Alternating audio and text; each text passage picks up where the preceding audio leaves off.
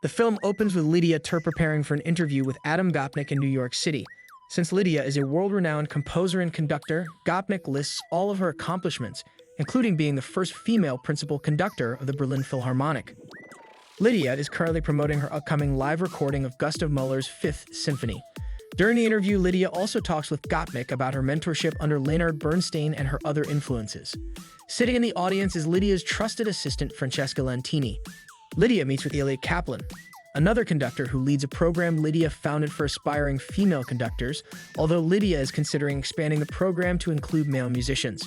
She talks to him about the possibility of replacing her assistant conductor Sebastian Brix with Francesca. The two also talk about Elliot's own ambitions as a conductor. Lydia attends a course at the Juilliard School. She talks to the leading conducting student, Max, and tries to get him to be influenced by older composers like Bach. Max refuses because he thinks Bach is a misogynist and is uncomfortable being influenced by someone who is against his politics. While Lydia is trying to get the class to separate the artist's works from their private lives, she makes an insulting remark to Max, whereupon he storms off and calls Lydia a slut in front of the class. While in Berlin, Lydia receives a copy of the novel Challenge, sent to her by another young conductor, Krista Taylor, who has worked with Lydia before. Francesca mentions that she receives messages from Krista for Lydia, the last message being even more desperate than the previous one, but Lydia advises Francesca to ignore it. Lydia also disposes of the book when she sees that it is from Krista. Lydia returns to her home, which she shares with her wife Sharon and adopted daughter Petra. Sharon tells Lydia that she thinks Petra is having trouble at school and that she comes home with bruises on her shins. Lydia takes Petra to school and confronts her bully, a girl named Johanna. Lydia threatens Johanna with retaliation if she continues to harass Petra, making it clear that she will get away with it because she's an adult. Petra later confirms that Johanna has stopped harassing her. While Lydia is preparing for the upcoming concert recording, she meets a new young orchestra cellist, Olga Metkina, to whom Lydia is attracted. She begins spending time with her over lunch and invites her to her home to practice. Francesca goes to Lydia's room crying and distraught. She shows her an article that says Krista committed suicide.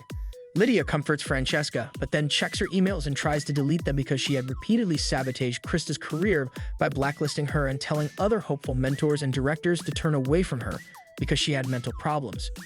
In her emails to Lydia, Krista desperately begged her to fix the problem until she gave up.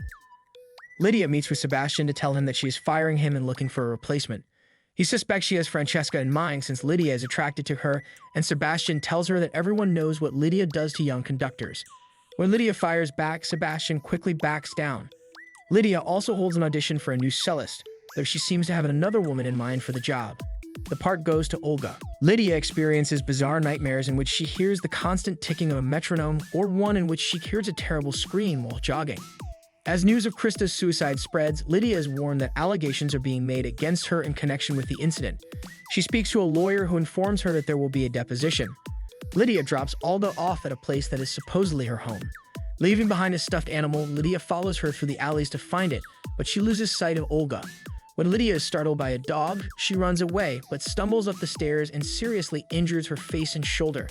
When she returns to continue practicing, she lies and tells people she was attacked. She then meets privately with Francesca to tell her that she will not be chosen as Sebastian's successor. Later, she quits Lydia without a word. Lydia feels uncomfortable with her neighbor who is caring for her sick mother. The neighbor knocks on Lydia's door and asks for help to put her mother back in her wheelchair after she has fallen and soiled herself, which Lydia does not like.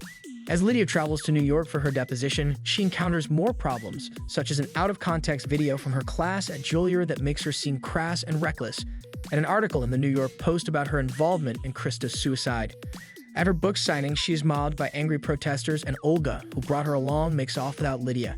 Sharon tries to talk to Lydia about her problems, but feels that their relationship is just a transaction and that the only person she cares about besides herself is Petra. At the deposition, it is implied that Francesca sent the plaintiffs the emails between Lydia and Krista to expose them. As a result, Elliot drops Lydia as a client. When Lydia tries to meet Petra at school, Sharon takes the girl away from her and ends her relationship with Lydia despite her pleas. Lydia begins to lose her composure. The landlord informs her that he's trying to sell one of the apartments and is bothered by the music Lydia is playing. Lydia is stripped of her conducting position, but sneaks into the recording of Mahler's Fifth, storms the stage, and pushes Elliot off the podium.